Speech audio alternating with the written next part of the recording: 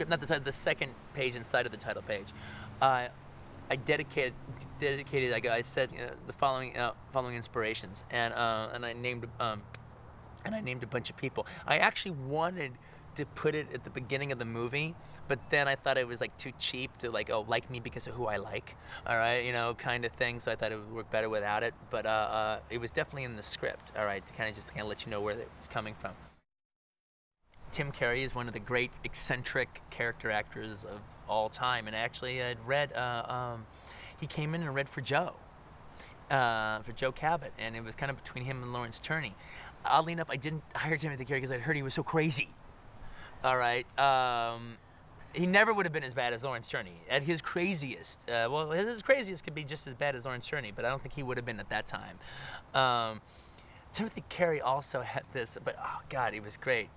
Timothy Curry he talked like this, and he was in these Kubrick films, and he's just a crazy fucking guy. I mean, one of the weirdest fucking actors ever.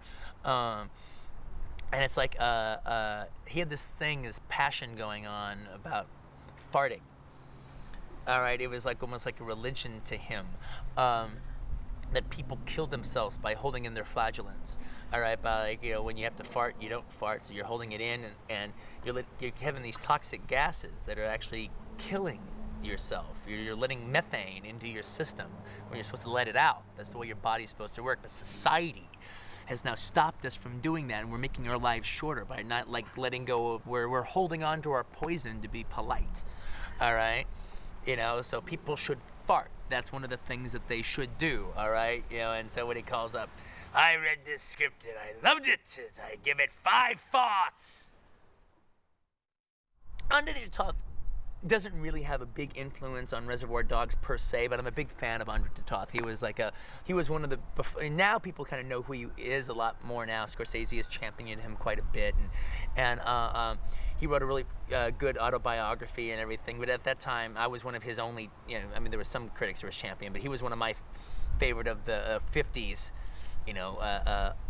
genre, either westerns with his Randolph Scott westerns or his crime thrillers like Crime Wave with Sterling Hayden and Charles Bronson, that I was a big fan of. All right, so he was one of my darlings of hero directors of that period. It's funny, I'm not really a big fan of Chow Yun-fat anymore. I'm kind of over him now, all right? But I was hugely influenced by Hong Kong cinema at the time.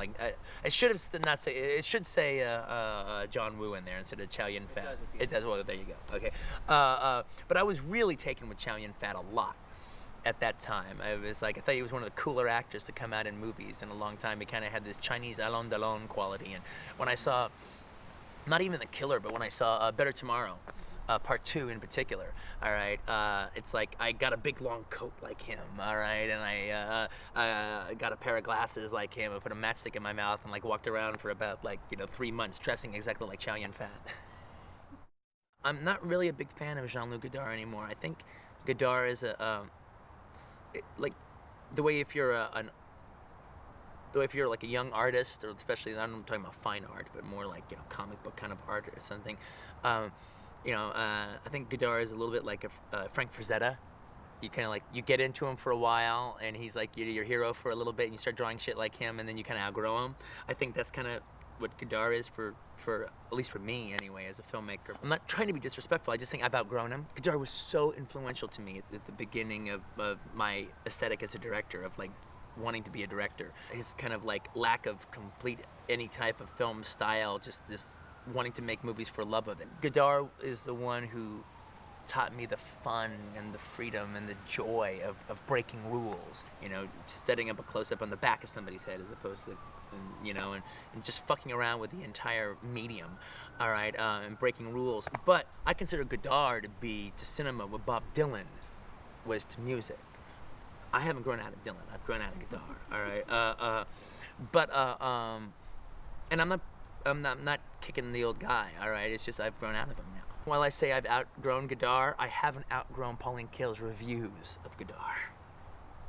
And the most influential piece of film criticism I've ever read of my aesthetic that applied to me.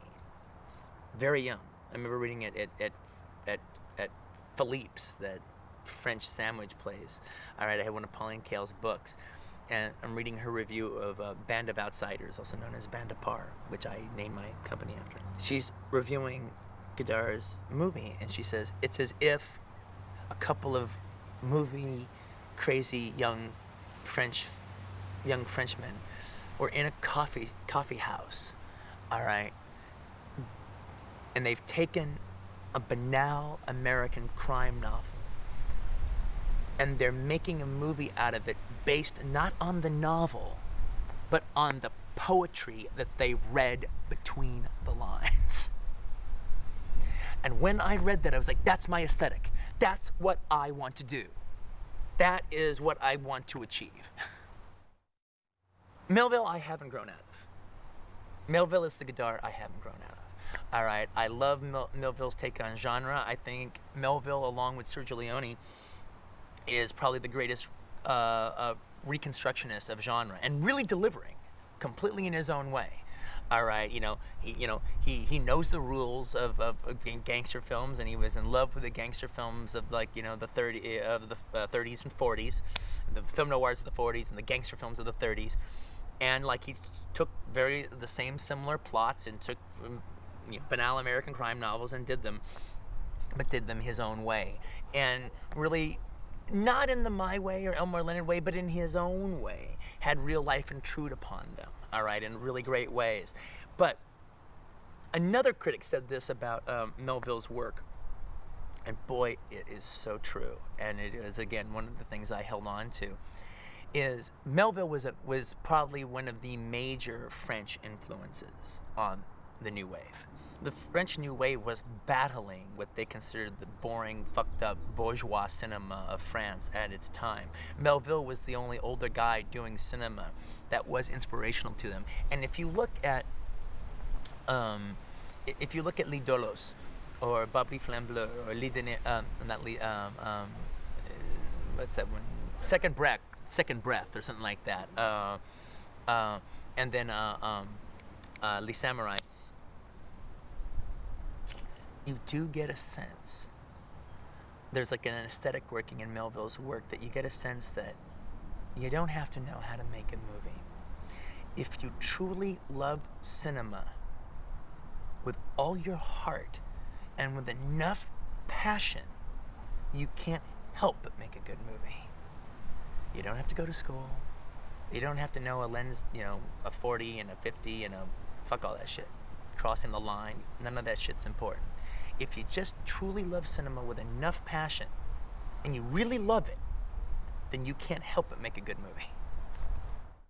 Lionel White wrote the novel that The Killing was based on, which, by the way, I never read. All right, I've never read his novel. I've read a couple other novels by Lionel White, but Reservoir Dogs was never people took a sentence that I said once and said that I was I ripped off The Killing, or I was a paraphrase remake of The Killing. I was making a heist film, and I would say, this is my The Killing, and that means basically it's I didn't want to I wrote Lionel White because I didn't want to thank Kubrick. All right, I have a sibling rivalry with Kubrick too. All right, same thing with Orson Welles. Fuck those guys, they ain't so good. All right, they ain't so hot. Yeah, they're okay, but Jesus Christ. Well, John Woo was a big, a major hero to me at the time. I was just so influenced by Hong Kong cinema. All right, to me, I thought, and to this day, I still think it's the most invigorating cinema that's made in the world. All right, and to just, there had been no really in the '80s. Jesus Christ, was the worst time for action filmmaking ever. There was really Walter Hill. It was off his game. All the older guys died. Aldrich, Peckinpah. It was really, there was James Cameron. That was it, and he was fantastic. But there had not been a Sergio Leone or anybody that come out and shown us what we'd seen before, but in a completely new eyes, and until John Woo. And one of the last names in that dedication was Lawrence Turney, who I didn't know I was going to be able to cast him in the movie or not, but just I wanted a couple of guys, too crazy, out there, fucking eccentric actors like a Timothy Carey and a Lawrence Turney that were still alive, that could I could mention a lot of guys who were dead, but I wanted to mention a couple of guys that were a brand of cinema and a brand of actor, of eccentric, wild actor that basically you shoot them and it's like, and you send it to the lab, it's like worth developing. All right, you got something. All right, they're worth sending to the lab. All right, and Lawrence Turney was just a wonderful touchstone to the kind of filmmaking I wanted to do.